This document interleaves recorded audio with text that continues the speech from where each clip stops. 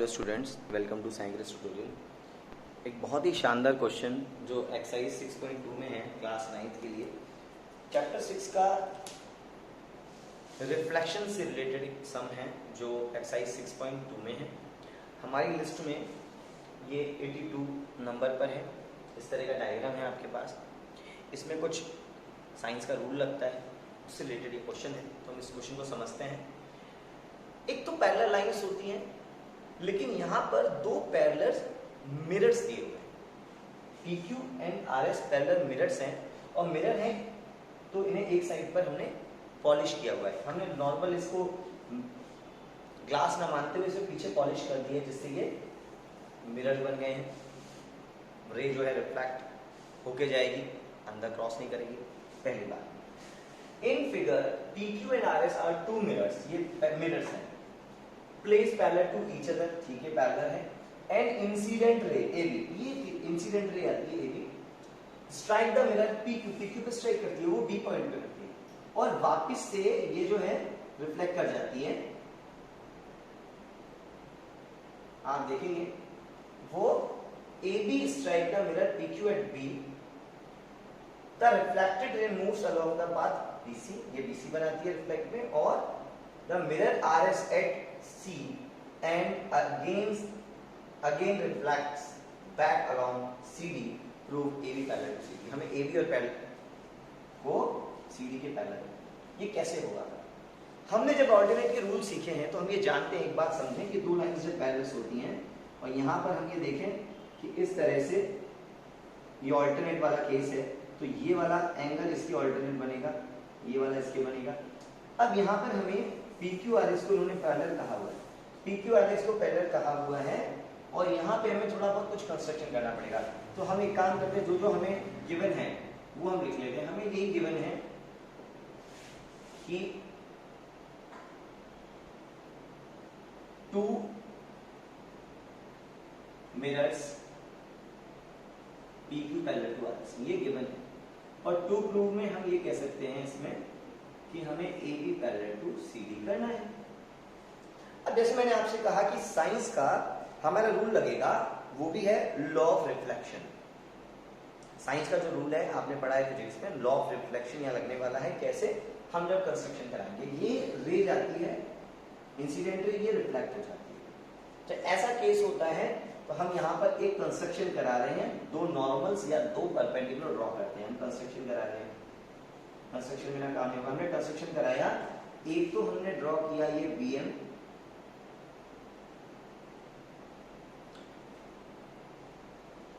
PM parallel to CN, इसको हम parallel भी कहते हैं या नॉर्मल्स भी कह सकते हैं। ये जो 90 डिग्री बनाते हैं, ये दो ये नॉर्मल्स हैं जो परपेंडिकुलर ईच अदर हो रहे हैं। मतलब कहने का मतलब ये कंस्ट्रक्शन में पैरेलल हो जाएंगे बाद में। कैसे? हम क्या ड्रॉ करा रहे हैं, ये परपेंडिकुलर दो नॉर्मल करा रहे हैं। मतलब हम BM पर, सुनना मेरी बात दोबारा से, हम ये कह सकते हैं कि हमने एक लाइन ड्रॉ करी है, ड्रॉ BM जो लाइन है वो हमने परपेंडिकुलर ड्रॉ करी है, किसके ऊपर? PQ के ऊपर एक, एंड और एक CN भी परपेंडिकुलर ड्रॉ करी है, वो RS के ऊपर। ऐसे करने से ये दोनों जो है वो पैरेलल हो जाएंगे, क्योंकि दोनों 90 डिग्री बना रहे हैं। अच्छा, ये तो हमारा कंस्ट्रक्शन हो गया और वो लाइंस पैरेलल भी हो जाएंगी। इतनी बात हम समझ लेते हैं और हम इसका प्रूफ शुरू करते हैं। वो क्या है आप ये देखेंगे। तो हमने ड्रॉ किया डायग्राम, कुछ बुक में ऐसा है कि दो लाइंस, एक PQ एक RS है, ये मिरर्स हैं, ये इंसिडेंट रे, ये रिफ्लेक्ट रे, ये ऐसे हो गई AB CD, और हमने इन दोनों को पैरेलल कराना। इन दोनों को पैरेलल कैसे करा सकते हैं? पैरेलल ऐसे करा सकते हैं, ये पूरा एंगल इसके इक्वल आ जाएगा, तो हम AB को CD के पैरेलल कह सकते हैं, AB को CD के पैरेलल कहना है। हालांकि ये भी पैरेलल से आने वाली है। क्यों आने वाली है, कैसे आने वाली है? पहले आप क्वेश्चन को अच्छे से देख लें, समझ लें, रीड कर लें, उसके बाद अपन आगे बढ़ रहे हैं। हमने दो परपेंडिकुलर ड्रॉ करे हैं, BM PQ पर, CN RS पर, और BM और CN भी आपस में इस वजह से पैरेलल हो जाएंगे, जैसा मैंने पहले लिखा था। देखिए, जब फिगर को देख के हम BM को परपेंडिकुलर बता रहे हैं PQ पर, ऐसा लिखा है CN RS पर प्रूफ में, हम तब हम कह सकते हैं कि then according to the law of reflection at B point पे ये जो एंगल होगा 1 वो 2 के इक्वल होगा। क्यों? Angle I equals to R, incident angle equals to reflect angle, मतलब B पॉइंट पर हम कह सकते हैं 1 इक्वल्स टू 2 है, इसको 1 बना लेंगे और रीजन दे देंगे incident angle equals to reflect angle because law of reflection. But at C point पर हम कह सकते हैं 3 इक्वल्स टू 4, ये भी सेकंड है और इसमें भी रीजन I, ये रिफ्लेक्ट, देखिए पहले ये रिफ्लेक्ट रे, इंसिडेंट एंगल बनाएगी, वो रिफ्लेक्ट की जाएगी तो R इक्वल हो गया, I बराबर R मतलब 1 इक्वल्स टू 2। ये फिर इंसिडेंट रे आई C पर आई तो ये स्ट्राइक हो गई तो 3 और 4, यहाँ भी I इक्वल्स टू R, ये भी I इक्वल्स टू R हो गया। अब आप देखें गौर से कि जब हमारे पास में PQ पैरेलल है RS के तो 2 बराबर 3 नहीं होगा, एंगल 2 इक्वल्स टू 3 नहीं होगा क्या? Then angle 2 equals to 3 because reason दे देंगे बिकॉज BC इज अ क्या है, BC जो है वो ट्रांसवर्सल हो गई तो 2 बराबर 3 हो गया। अब हमने इसको 3 बना दिया। अब आप ये देखें 1 2 के इक्वल, 3 4 के इक्वल और देखो 2 3 को इक्वल हो गए तो ये सारे आपस में इक्वलाइज हो जाएंगे। देखो ये दोनों इक्वल होने की वजह से हम कह सकते हैं 1 फ्रॉम 1 2 3 की हेल्प से हम ये कह सकते हैं 1 2 3 4 सारे ही इक्वल हो गए जो पैरेलल की वजह से, है ना? क्योंकि पहले था ना ये ट्रांसमिशन है 2 और 3 पैरेलल हो गए, क्योंकि BM और CN जैसे मैंने कहा इस वजह से BM और CN पैरेलल था, इस वजह से ऐसा काम हो गया कि 2 और 3 इक्वल हो गए। जब 2 और 3 इक्वल हो जाते हैं, वो भी रीजन क्या होगा, BC ट्रांसवर्सल है और वो ऑल्टरनेट बना रहे हैं, ऑल्टरनेट लीड बना रहे हैं, तब हम क्या कह सकते हैं सारे भी इक्वल हो जाएंगे। जब 2 इक्वल्स टू 3 आ गया, यहाँ से हम ये कहते हैं 2 इक्वल्स टू 3 आ गया, जब 2 इक्वल्स टू 3 आ गया, एंगल 2 इक्वल्स टू 3 आ गया तो हम ये कह सकते हैं 2 टाइम एंगल 2 बराबर 2 टाइम एंगल 3, 2 का डबल और 3 का डबल। अब मैंने आपको सारे इक्वल दिखाए हैं, जब 1 2 के इक्वल है, 3 4 के इक्वल है, ये BM और CN के पैरेलल होने की वजह से ये भी इक्वल है 2 और 3 तो सारे इक्वल हो जाएंगे। सारे इक्वल हो गए तो 2 का हम डबल करते तो हम इसको ये नहीं लिख सकते कि एंगल 1 प्लस एंगल 2, जब 2 को 2 बार लिख सकते हैं 1 के इक्वल है और वापस में इक्वल है, और इसको भी हम लिख सकते हैं 2 और 3 आने के बाद ये भी लिख सकते हैं कि इसको भी लिख सकते हैं, ये क्या हो गया 3 और ये 4, तो 1 प्लस 2 का सम पूरा नाम है एंगल ABC जो हम चाह रहे थे, ABC ये पूरा एंगल आ जाएगा तो ये AB पैरेलल टू CD हो जाएगी। पहले 2 और 3 थे तो ये पैरेलल थी, आप ये ऐसे समझे ये दोनों पैरेलल थे तो 2 और 3 इक्वल थे तो ये दोनों पैरेलल हो गए, ये वाली बात तो यहाँ होगी।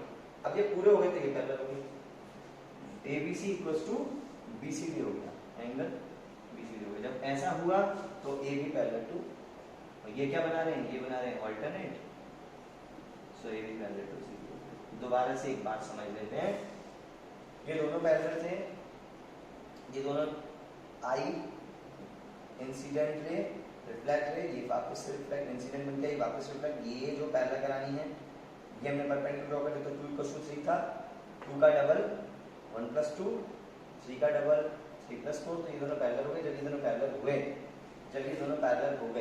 जब ये दोनों पैरेलल हो गए पूरे एंगल इक्वल हो गए, ऑल्टरनेट से AB पैरेलल टू CD हो गया। अच्छा क्वेश्चन है और इसको आप नोट डाउन कर सकते हैं अच्छे से और तैयार कर सकते हैं 2-2 बार, ठीक है ना? प्रैक्टिस से आएगा ये, ऐसे आएगा नहीं। अब एक बात और है, ये 82 है, अब मैं आपको लिस्ट दिखा रहा हूँ, देखें ये कंप्लीट हो गया, इसको अच्छे से कर लीजिए तैयार। हम लास्ट टर्न पे ये 79 कर चुके हैं, 80 81 के बारे में कर चुके हैं, ये 82 ये आपके सामने है जो क्वेश्चन था NCERT का, ये भी कर चुके हैं। बस हमारा ये भी क्वेश्चन हो चुका है 84 कि 21 बनेगा तो इसका 42 बनेगा, है ना? अब हमारे जो स्टूडेंट हैं एक उन्होंने डाउट पूछा है, नाम है उनका प्रिंस, तो मैं इसका सॉल्यूशन भी इसी वीडियो में बता रहा हूँ। पैरेलल करते हुए x को बताना है, ये 65 है एंगल सम प्रॉपर्टी से, फिर हम ये c निकाल लेंगे और आगे बढ़ते जाएंगे। इसको भी हम देख रहे हैं इसी के साथ साथ। 85 नंबर पूरा सिलेबस हमारा कंप्लीट हो गया है नोट से भी। अपन ट्रायंगल पे काम करेंगे, ट्रायंगल स्टार्ट कर रहे हैं। तो ये सम और देख लीजिए जल्दी से। All the best. अभी रुकें ज़रा, डायग्राम आपके सामने आ रहा है, इसको आप अच्छे से तैयार कर लीजिए। और ये क्वेश्चन इसी वीडियो में आ रहा है, 85 नंबर स्पेशल क्वेश्चन है।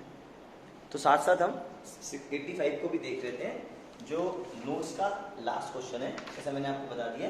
अब देखिए, एक क्वेश्चन भी उसी तरह से चल रहा है जो अपन ने जस्ट अभी भी किया है। क्वेश्चन में कह रहे हैं BA, ये BA लाइन DF के पैरेलल है। DF मतलब पूरी के पैरेलल, ये लाइन पूरे पैरेलल, मतलब ये जो ट्रांसवर्सल के रूल है यहां तक लगेगी।